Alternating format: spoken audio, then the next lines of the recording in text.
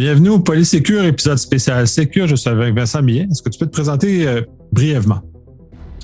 Bien sûr. Donc, Vincent Millette, gestionnaire en risque cyber et membre du conseil d'administration de ISACA Montréal. C'est ça. Tu es venu au Sécure pour venir discuter de la méthodologie FAIR, qui est une analyse de risque, qui est une méthode, à mon sens, structurée, que j'aime beaucoup. Fait que je suis très biaisé positivement face à cette méthodologie-là. Fait que si ça se ressent dans les questions, dans les lignes de questions, étonnez-vous pas. Je vais te laisser commencer par qu'est-ce que FAIR? FAIR, c'est une méthode d'analyse. Donc, c'est pas un cadre de risque, c'est vraiment une méthode d'analyse de risque qui permet de quantifier en termes de dollars les risques reliés aux technologies. Et c'est ça, c'est quoi la différence justement? Tu mentionnais dans ta conférence un framework puis une méthode parce qu'il y a quand même une distinction que les gens, je pense que les gens mélangent un peu les deux, là. Oui, c'est ça. OK. Ben, en fait, un cadre de risque, de gestion de risque va exiger, dans le fond, un peu comme le Plan Do Check Act. Il va te demander d'identifier tes risques, d'analyser tes risques, de surveiller tes risques. Donc, c'est le fameux cycle de vie d'un risque. Donc, ça, c'est le cadre, c'est la gouvernance, c'est le processus. OK? À l'intérieur de ce processus-là, il y a la case d'analyse de risque qui elle, mérite ou exige une méthodologie en soi qui aujourd'hui, la plupart du temps, en TI ou en technologie, on utilise les fameux heat maps là, pour représenter le likelihood, la probabilité et l'impact des risques, tandis que FAIR va utiliser, dans le fond, une méthode quantitative avec plusieurs facteurs pour représenter les risques et les documenter. Oui, puis de toute façon, tu parles des heatmaps, je trouve ça excessivement détestable personnellement, l'usage de ces choses-là, parce que ça veut rien dire. Je peux rien faire avec cette information-là. Et j'ai encore beaucoup plus de difficultés à communiquer à un gestionnaire quand j'arrive, c'est jaune. Et le gestionnaire va me demander, qu'est-ce que je fais avec du jaune? Ben, j'ai aucune idée, c'est juste du jaune. Fait que c'est très difficile de mesurer, puis justement de guider les gestionnaires avec cette approche-là. Effectivement, tu peux pas, non seulement c'est difficile parce que d'un gestionnaire à l'autre, un jaune n'aura pas la même incidence. Il y a des gestionnaires qui préfèrent le jaune ou qui sont pas trop frileux, je vais dire, à avoir du jaune. Il y en a d'autres qui peuvent aller vers les teintes d'orange, ça ne les dérange pas non plus. Puis après ça, l'autre difficulté que les organisations ont, c'est de prioriser puis de consolider ces informations-là. Donc, un jaune plus un jaune, ça fait quoi? Ça fait-tu du orange? Ça fait-tu du violet? On ne sait pas trop.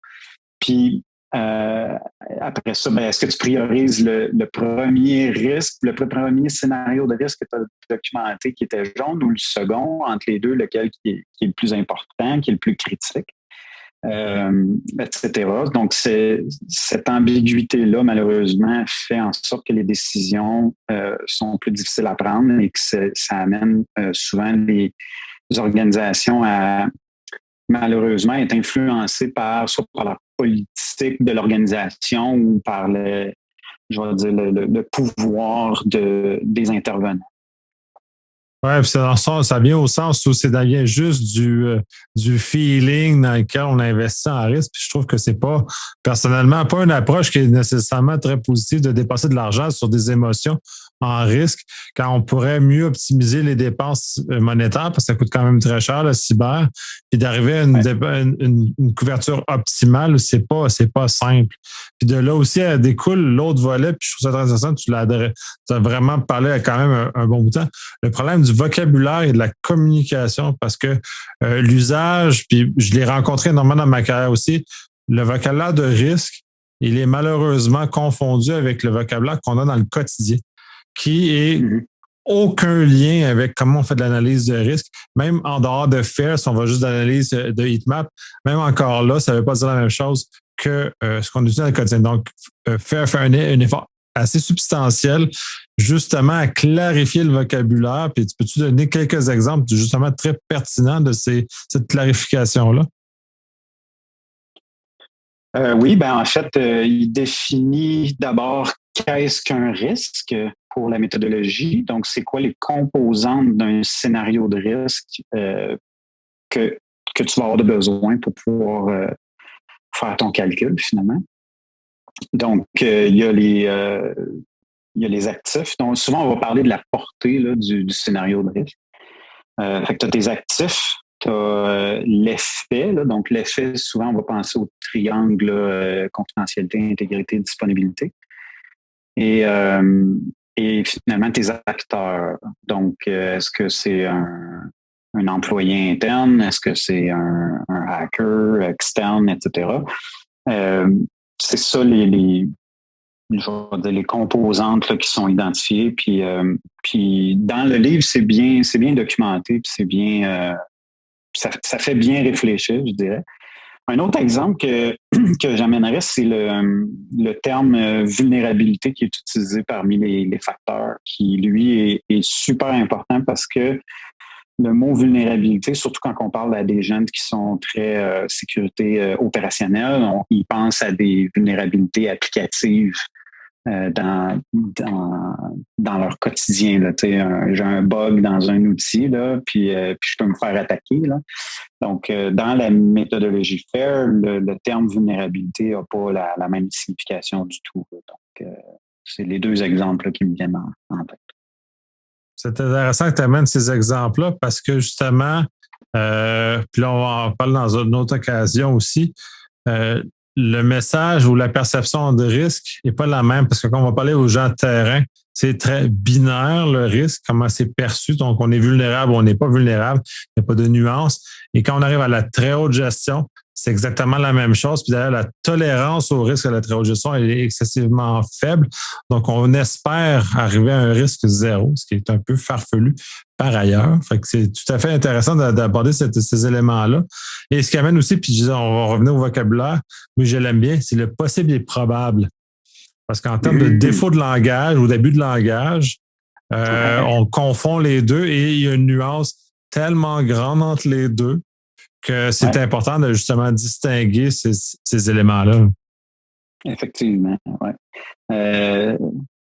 L'auteur du livre mentionne bien que pratiquement tout est possible, mais que c'est pas tout qui est probable. Donc, si je pense que c'est un des exemples qu'il donne dans le livre, c'est de dire est-ce que c'est possible qu'un chien se retrouve sur l'étage de notre entreprise qui est située au centre-ville? C'est possible qu'il y ait un chien qui réussisse à passer à travers toutes les gates de sécurité, à ouvrir les portes, à se faufiler un peu partout, puis à arriver sur l'étage. C'est possible. Peut-être que c'est un chien que quelqu'un a amené à l'intérieur. Peu importe c'est quoi la raison qui fait que ce chien-là est sur l'étage. C'est possible qu'un chien se retrouve sur l'étage. Mais est-ce que c'est probable puis qu'on va analyser ce scénario de risque-là? La réponse, selon moi, c'est non. Oui, c'est ça. Puis c'est là, c'est important justement la différence parce que c'est un abus de langage en quelque sorte que de se confondre les deux. Puis ça devient très important d'utiliser les bons mots pour exprimer les bonnes choses parce qu'en analyse de risque, ça vient influencer énormément ce qu'on fait. Puis ce que j'aime beaucoup de la méthodologie de FAIR, même si on peut ne pas être d'accord avec comment il définit ses mots, son vocabulaire, ça a au moins le mérite d'être clair et que d'assurer qu'on a tous la même compréhension. Exact. Puis en fait, moi, je vais même aller plus loin que ça.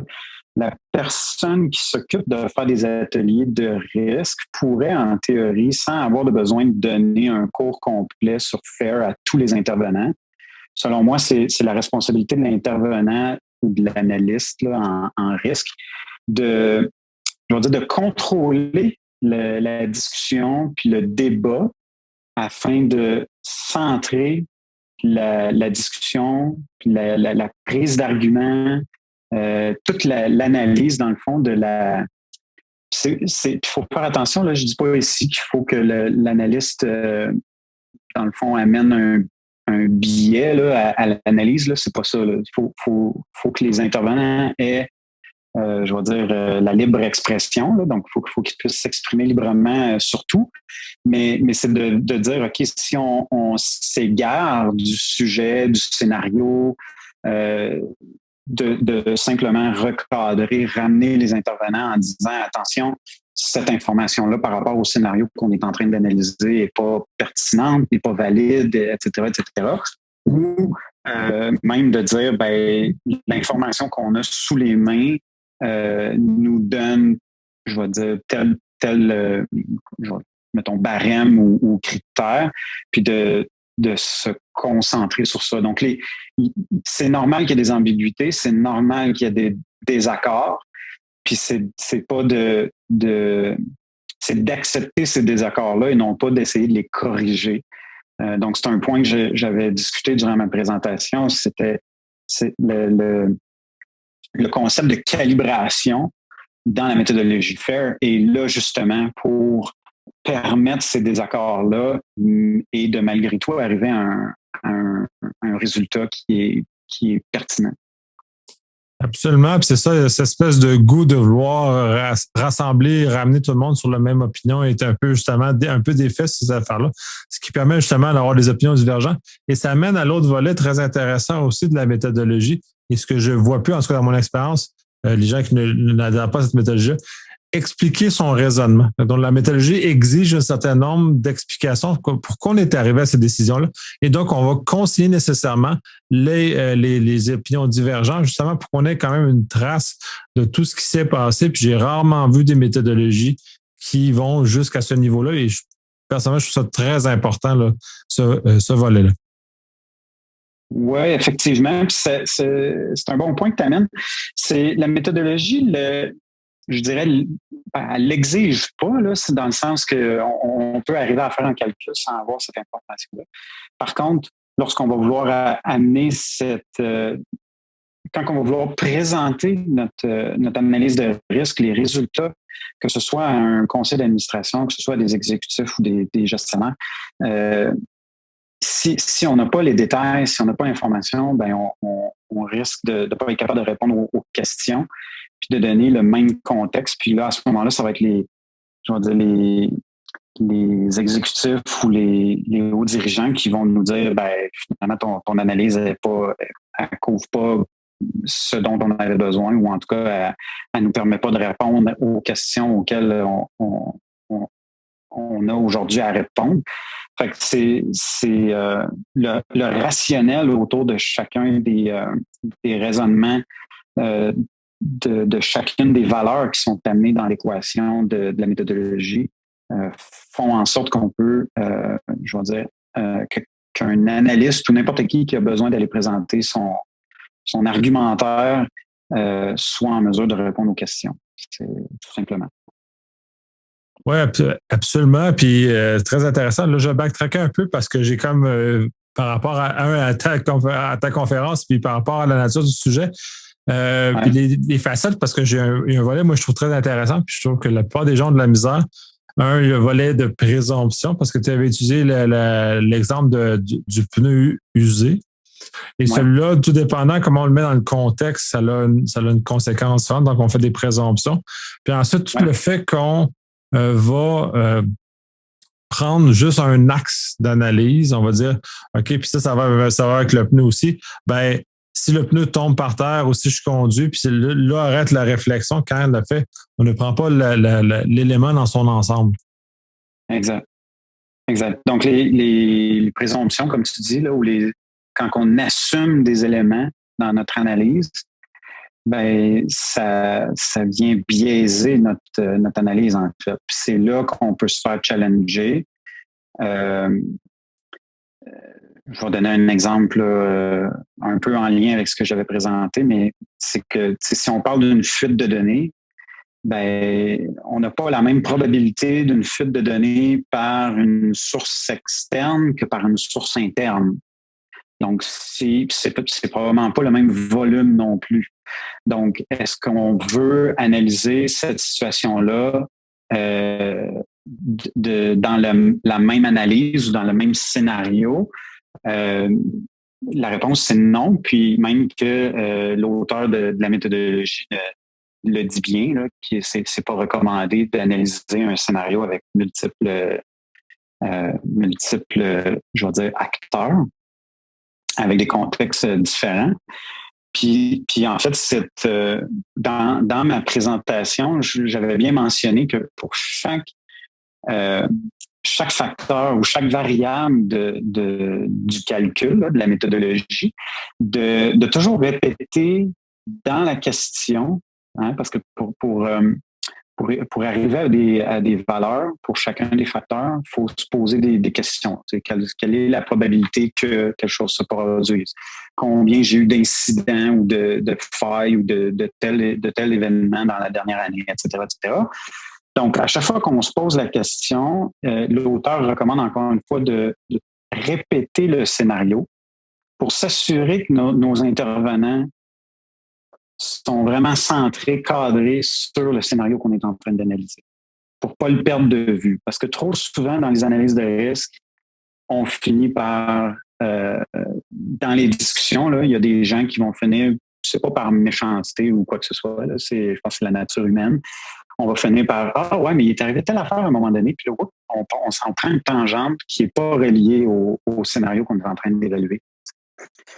Donc, ça, je pense que c'est un des critères bien importants ou en tout cas un des trucs, je devrais dire, un des trucs de l'auteur pour s'assurer qu'on développe pas ou qu'on n'assume pas des informations dans notre analyse. Oui, puis de toute façon, pour tous ceux qui sont habitués de vivre dans des rencontres, dans des grandes corporations, vont comprendre que ça prend une poignée de fer pour mener une rencontre, donc ça prend une poignée de fer pour assurer que l'analyse de risque, ça n'aille pas dans des directions qui sont non voulues. Fait que c'est tout à fait les mêmes astuces peuvent être utilisées dans les deux circonstances. Dernier point.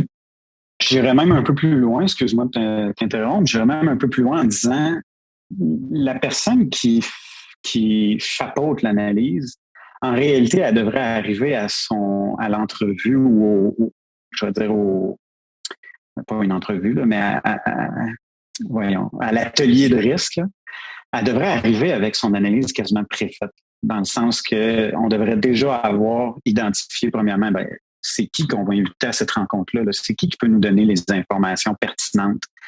Puis on n'a pas besoin de, je vais dire, 50 points d'information. Là. Il y a des gens qui se perdent dans le dédale, puis qui vont dire, j'ai telle équipe qui peut me donner telle donnée, j'ai telle autre équipe qui peut me donner telle autre donnée, telle autre. Puis là, on se retrouve avec 10 personnes, 10 systèmes qui peuvent nous donner des informations différentes. C'est le fun d'avoir des données, mais ce que la méthodologie démontre, c'est que avec une quantité quand même pas si nombreuse d'informations, on peut se retrouver avec un bon estimé quantifiable là, de notre risque. Okay? Puis, bon, je n'ai pas eu le temps de le faire durant la présentation, mais c'est quand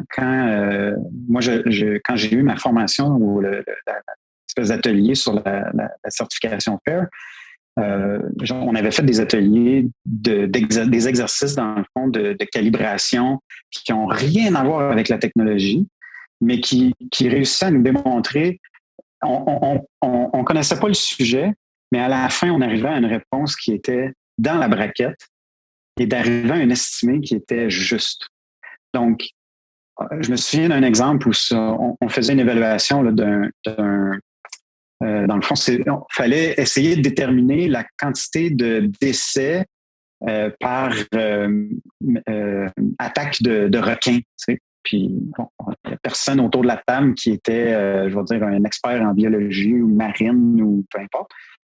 Et simplement, en ayant des échanges, des débats entre nous, on a réussi à dire, on pense qu'il y en a plus, il n'y en a pas zéro, Mais on se dit, il n'y en a pas non plus 1 million. S'il y en avait 1 million, on en parlerait beaucoup plus aux nouvelles que les requins dans l'océan, c'est dangereux, etc., etc.